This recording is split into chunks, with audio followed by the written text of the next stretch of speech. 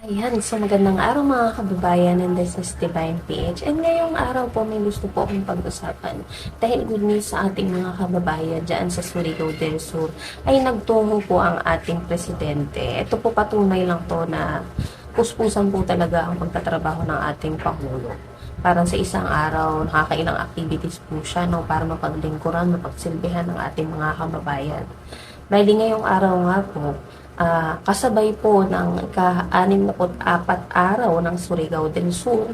Bali week-long celebration po ito commemorating the founding anniversary ng probinsya ng Surigao.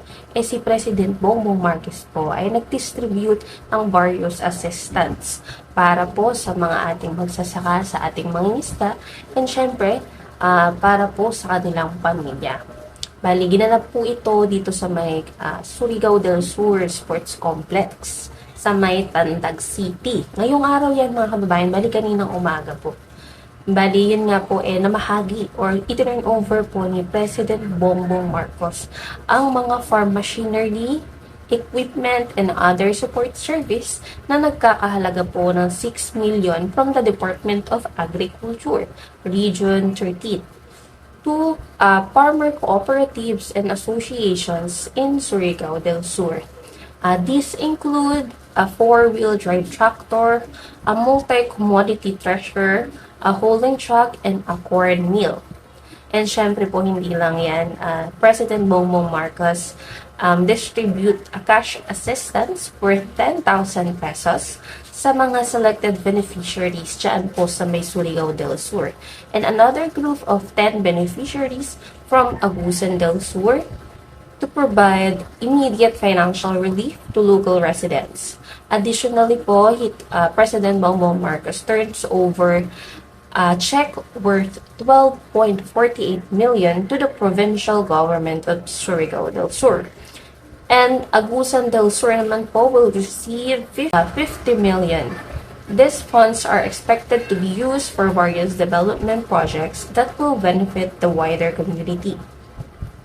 At syempre po, may iba't ibang ahensya pa po ng pamahalaan ang nagtungo para magpaabot ng suporta at services po para sa ating mga kababayan dyan sa may Surigao del Sur. Pati po si Speaker Martin Romualdez namahagi po ang kanyang opisina ng 5 sakong bigas sa lahat po ng umaten nitong event na ito. Mga kababayan, nagsalita na nga po si Governor Alexander Pimentel at yung suporta po ng ating mga local government dito sa may Surigao del Sur 100% at mahal na mahal po siya ng ating mga kababayan doon. Pakinggan po natin yung mensahe po ni Governor Alexander Pimentel. Bungad na pananalita.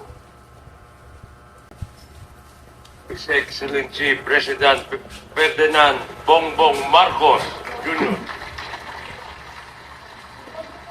Sa lahat ng mga secretary na nandito, mga mayors, mga congressman, Doon na tayo sa message niya.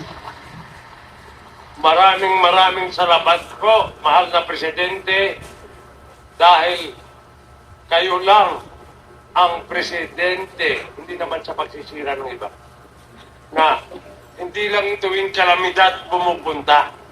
Kasi kung may kalamidad, nandyan si Secretary Rex, kamukha ng lindol, automatic. Ang daming binigay na pinadala niyo po. Maraming salamat po.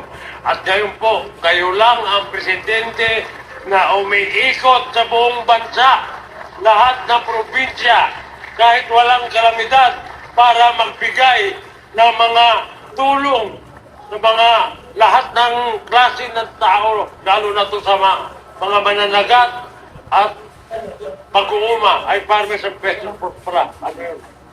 Bisaya. So, masaya po kami lahat. Hulog kayo ng Diyos sa amin. Ayan. Wala. Narinig niyo po yung sinabi ni Governor Alexander Pimentel na si PBB, hindi sa paninira daw po na si PBBM lang daw po talaga yung umiikot, hindi lang dahil may kalamidad umiikot siya. Umiikot po siya kahit walang kalamidad. Nagbibigay siya ng tulong. Yan ba yung pa-epal? Yan ba yung papansin? Sila na po yung nagsasabi. Kasi sila yung nasa ground, sila yung nakakakita, nakaka-experience, at nakakaalam ng mga tulong na ibinibigay nga po ng ating pamahalaan para sa ating mga kababayan dyan sa may Surigao del Sur. Diba mga kababayan? Narinig nyo po? Ito pa po, pakinggan nyo po yung sasabihin ni First District Representative Romeo Momo Sr. Pasensya na po kung medyo maingay kasi may mga batang maglalaro sa labas. Maraming madyaw na adlaw sa tanan, mga Surigao nun.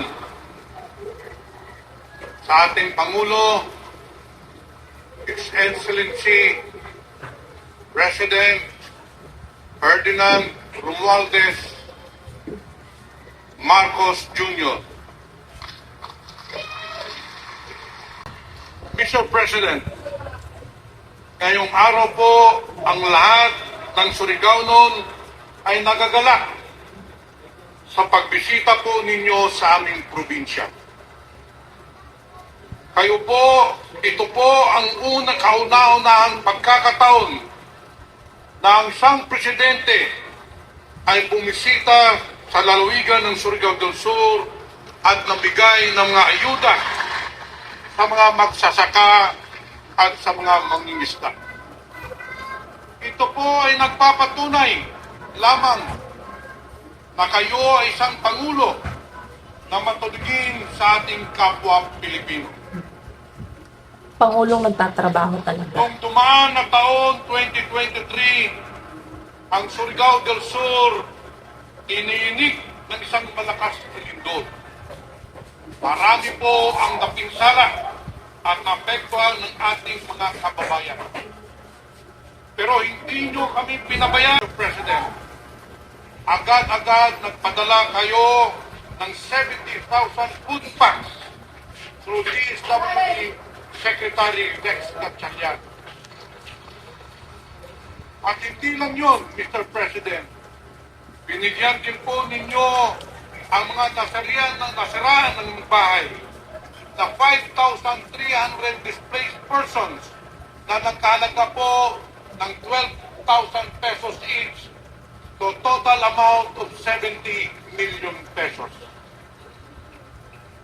Noong January 2024, ang Surigao del Sur ay nakaranas ng matinding paha at nahirapan po ang mga Kumbaga kababayan mga natin. kababayan At agad din po, responde kagad or bigay agad ng ating tulong, Pangulo, suporta, di ba? Hindi tayo pinabayaan. Nagbigay din po kayo ng 10 million pesos sa provincial government at 10,000 food packs para sa ating mga kababayan na naghirap. Ayan. Hindi lang po ito. Marami din po kayo, Mr. President, na naibigay ng mga infrastructure projects na nakakalaga ng maraming bilyon. Narinig niyo mga kababayan, maraming bilyon. Malaking tulong sa kahirapan ng ating mga kababayan.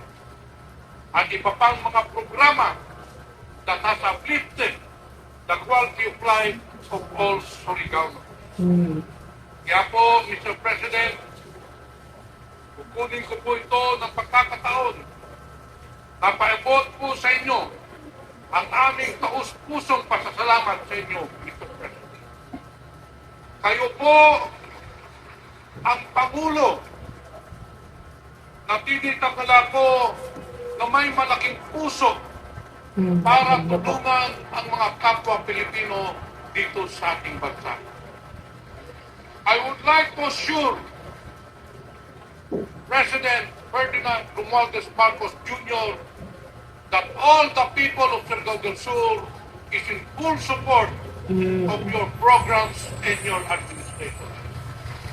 Makakaasa po kayo, Mr. President, kami po ay nasa likod nyo sa lahat ng inyong programa. Ayan. Maraming salamat po, Mr. President. Narinig Maraming niyo po. salamat po, Congressman Pimentel.